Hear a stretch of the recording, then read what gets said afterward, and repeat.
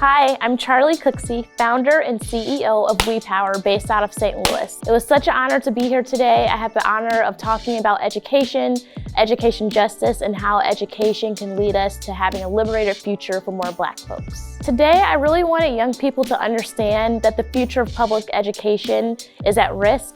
We have local, but especially state and federal efforts to dismantle public education, and that their voices, their action, their commitment to civil disobedience and advocacy is what we need to make public education better, funded, and lasting beyond this current president's administration and tenure. Also, it's fun to discuss and compete about what high school is the best high school, and we ask them things that matter to them. What's their favorite subject? What's their least favorite subject? Who won the Kendrick versus Drake rap battle? And so we really wanted to ground the conversation in having some type of relationship where they understood who I was and I understood who they were.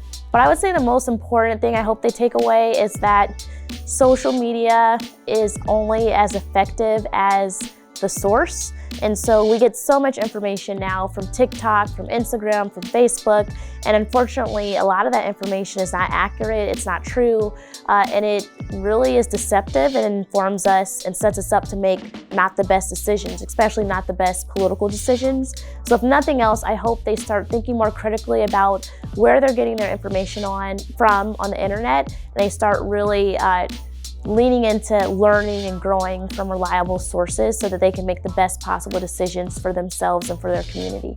Charli Cooksey, I know my rights.